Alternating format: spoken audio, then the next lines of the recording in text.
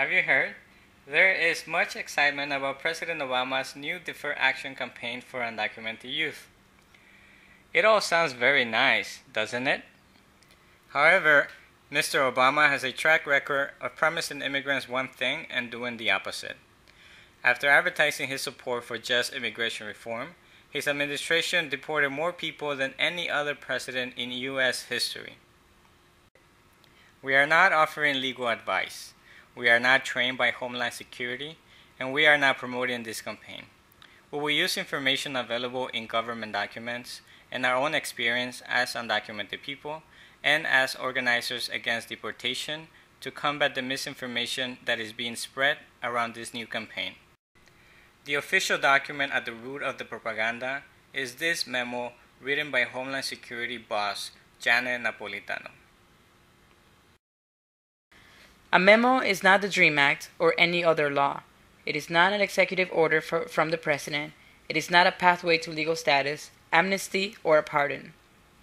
A memo is simply a set of instructions written by the head of Homeland Security to the people who work for her.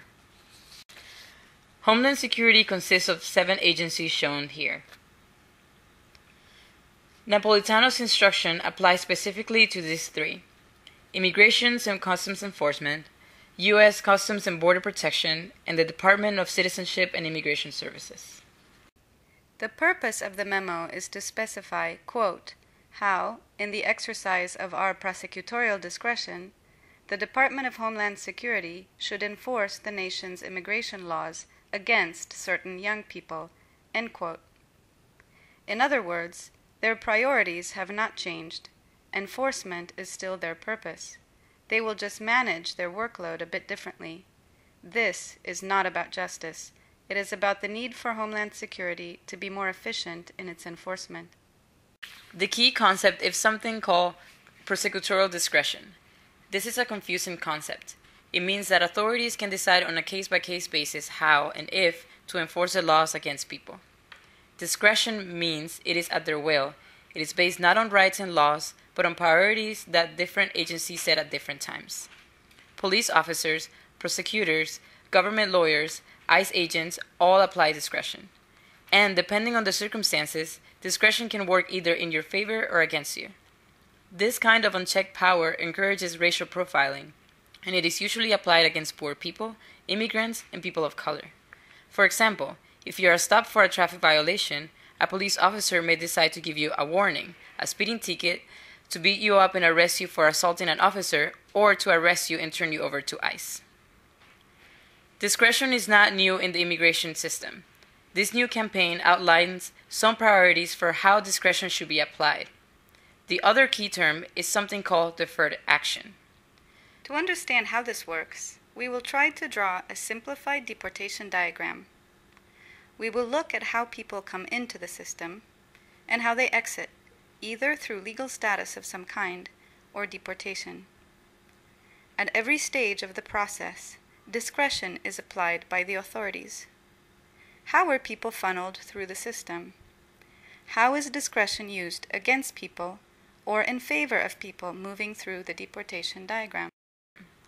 Most people are brought into the system by force. For example, you can be taken into custody through raids at a traffic stop or even if identified as undocumented in a hospital. At this stage, the government is focused on casting a wide net to grab as many people as possible. Discretion is always used against you. A small percentage of people enter voluntarily because there are laws to work in their favor. For instance, applying green cards through marriage. DHS screens everyone to see if they can pass the criminal alien filter. Here, prosecutorial discretion always works against you. For example, almost any contact with authorities is taken into account, including wrongful arrests that do not lead to conviction. Many people brought in by force fail this test. If you are labeled a criminal alien, you are considered deportable and put on the fast track to deportation. There is little you can do to fight this. Some people can appeal to laws that protect them. On this track, you enter into a legal challenge. If you win, you are granted some form of legal status. If you lose, you are deported. Many people are somewhere in the middle. There is no law to help them obtain status. but they can try to fight or slow down their deportation on a case-by-case basis. Here, people are hoping prosecutorial discretion can work in their favor. This is something the Department of Homeland Security has promised before. Some examples of discretion applied in your favor can include administrative closure. This means your case is closed and you are no longer pursued for deportation. It does not mean legal status and you remain within the system. Stay of removal. In very few cases, the Department of Homeland Security may postpone a deportation that has already been scheduled. Your deportation can be rescheduled at any time. You remain waiting for your removal date and are under probation. Deferred action. Deferred means postpone. Action refers to any action initiated by the government with the purpose of deporting you. So, deferred action means the government is temporarily postponing trying to remove you. You remain under some form of probation, and deportation proceedings may be initiated against you at the discretion of the government. Even though Obama has previously released a similar campaign advertising prosecutorial discretion in favor of some cases, over 90% of cases reviewed in this middle track have not been granted any form of relief and they result in deportation. So, what is the Obama administration advertising in this new deferred action campaign? How does it affect youth who are not currently detained or in Homeland Security custody? The media propaganda we are hearing is simplistic and misleading.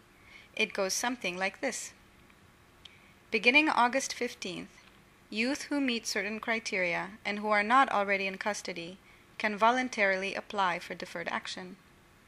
If granted, there will be a 2-year period of supervision, after which the status must be renewed. They are also eligible for a work permit, and this work permit must also be renewed. But deferred action is a form of discretion.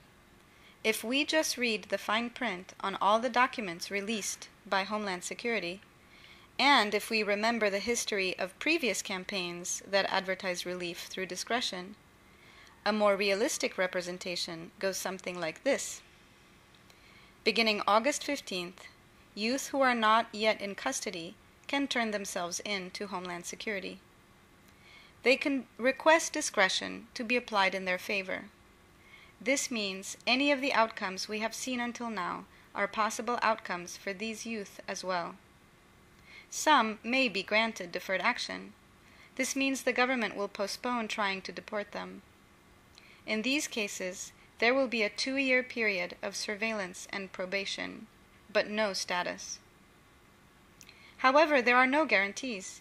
DHS has stated it may turn down even applicants who meet all the criteria, and it may turn people over to ICE at their discretion. This means that some youth who are applying for deferred action will be deported as a result of their application. Others may be able to fight for other forms of relief, like a stay or administrative closure, but these situations are already very rare. There is no guarantee, and DHS decisions are final with no possibility of appeal. Once you voluntarily enter the system, you cannot opt out. As for the work permit, those granted deferred action are eligible to apply. Some will be granted and some denied. The criteria for who qualifies is not clear, although it has to do with economic needs. But whose economic needs? Is this about benefiting poor people, or is it about benefiting those most employable and most useful to the national economy? These priorities are at the discretion of Homeland Security, and there is no accountability. Here we have some key concerns about Deferred Action campaign. It baits people to turn themselves into Homeland Security, and once you are in, you cannot choose to get out of the system. DHS can deny any application at its discretion, even if the applicant meets the eligibility criteria. Applicants can be subject to deportation simply for applying. Prosecutorial discretion is almost always used against immigrants. The only guarantee Homeland Security is offering applicants is this one. Quote, "This policy, which may be modified, superseded, or rescinded at any time without notice, is not intended to, does not, and may not be relied upon to create any right or benefit substantive or procedural, enforceable at law by any party in any administrative, civil, or criminal matter. Translation: if you turn yourselves in, we promise that maybe we will not do anything against you, unless, of course, we change our mind. This has been Defer the Bullshit Part 1. Stay tuned for Part 2 and Part 3, where we will analyze the implications of the Deferred Action campaign for all immigrants and for social justice struggles. Please share this with as many people as you can. If you can help translate into other languages, or if you have any ideas on how to put it in better visual forms, please contact us. We welcome your feedback, comments, and criticism. This is an ongoing effort to build resistance to false solutions and to focus our efforts on justice for all.